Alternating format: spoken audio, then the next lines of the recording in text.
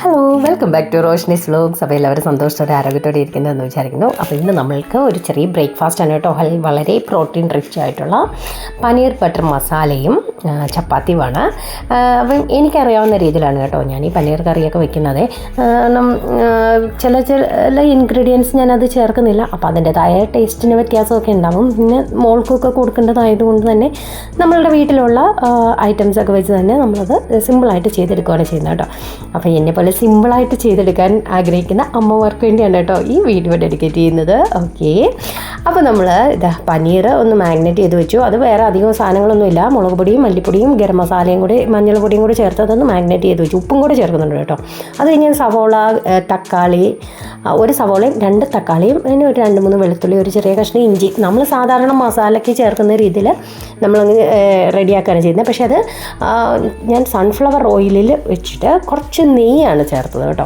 എന്നിട്ട് ഞാൻ എൻ്റെ കയ്യിലൊരു ചെറിയ ക്യാപ്സിക്കത്തിൻ്റെ പീസ് ഇരിപ്പുണ്ടായിരുന്നു. അത് ഞാൻ അതിലേക്ക് ആഡ് ചെയ്ത് കൊടുത്തു. അതൊന്ന് എന്ന് വെച്ചാൽ ഡീപ്പ് ഫ്രൈ അങ്ങനെ വഴന്നു വരുമല്ല, ഒന്ന് വാടിക്കഴിയുമ്പോഴത്തേക്ക് അതിനകത്തൊക്കെ കാശ്മീരി ചില്ലി പൗഡറും മല്ലിപ്പൊടിയും ഗരം മസാലയും ഒരല്പം മഞ്ഞൾപ്പൊടിയും കൂടെ ചേർത്ത് ഒന്ന് ആവശ്യത്തിനോട് ഉപ്പും കൂടെ ചേർത്ത് ഒന്ന് ഫ്രൈ ആക്കി കഴിയുമ്പോഴത്തേക്ക് നമ്മൾ വേറൊരു പാത്രത്തിലേക്ക് മാറ്റി അത് ആറാൻ വെക്കുകയാണ്. ഇത് നമ്മൾ മിക്സിയുടെ ജാറിൽ അരച്ചെടുക്കുകയാണ് ചെയ്യുന്നത് കേട്ടോ.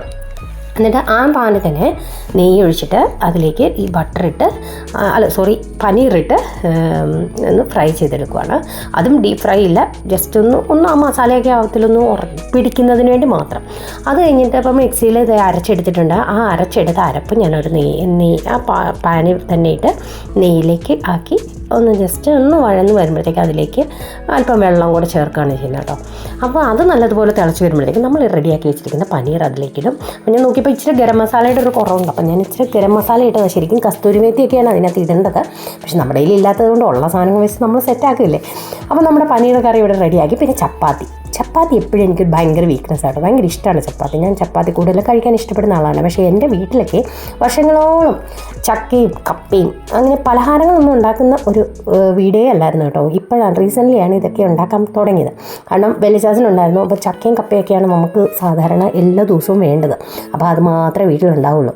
അപ്പോൾ ചപ്പാത്തിയൊക്കെ കഴിക്കാൻ വേണ്ടി ഞാൻ 2 വീടുകളിലാണ് പോയിക്കൊണ്ടിരുന്നതായിട്ട്. ചപ്പാത്തി ഓർക്കുമ്പോൾ ഞാൻ എപ്പോഴും അത് ഓർക്കുകയും മമ്മിയുടെ അനിയത്തിൻ്റെ വീട്ടിലെന്നും ചപ്പാത്തി. അപ്പോൾ ഞാൻ ചില സാറ്റർഡേ വൈകുന്നേരം അങ്കിളിനോട് പറയും എന്നെ കൊണ്ടുപോകണമെന്ന് പറഞ്ഞാൽ ആൻറ്റിയെ കൂടി ഞാൻ ചപ്പാത്തി ഉണ്ടാക്കിച്ച് എൻ്റെ കൊതി തീരെ കഴിപ്പിച്ചു. പിന്നെ എനിക്കൊരു നെയ്ബർ ആൻറ്റി ഉണ്ടായിരുന്നു, മിനി ആൻറ്റി ഇങ്ങനെ ചപ്പാത്തി എൻ്റെ വീട്ടിലെന്നും ചപ്പാത്തി ഉണ്ടാകും. അപ്പം ഞാൻ ചപ്പാത്തി കഴിക്കാൻ വേണ്ടി തന്നെ പോകുമായിരുന്നു. കാരണം നമ്മുടെ തൊട്ടടുത്ത വീടാണ്.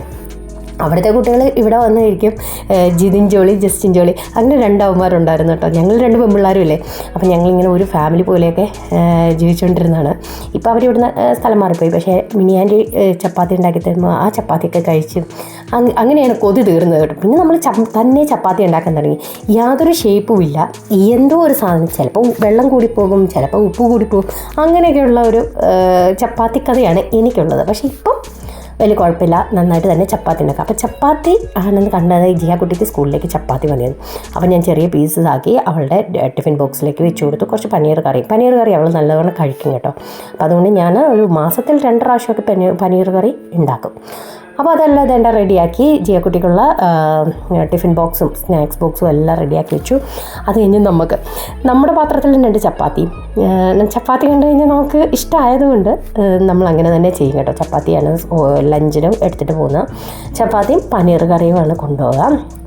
പിന്നെ മാടിച്ചാച്ചിക്ക് ഉച്ചക്കത്തേക്ക് ചോറ് വേണം. അപ്പോൾ ചോറിനുള്ള കറി നമ്മൾ റെഡിയാക്കുന്നുണ്ട്. അപ്പോൾ ആ കറിയും കൂടെ ഒരല്പം അതിലേക്ക് വെക്കുകയും എന്നാൽ കൂർക്കക്കറിയായിരുന്നു കേട്ടോ. കൂർക്ക മെഴുക്ക് പുരട്ടിയാണ്. അപ്പോൾ അതും കൂടെ വെച്ചിട്ടുണ്ട്. അപ്പോൾ ഇതാണ് ഇന്നത്തെ നമ്മുടെ ലഞ്ചും വീഡിയോയും. Okay, by.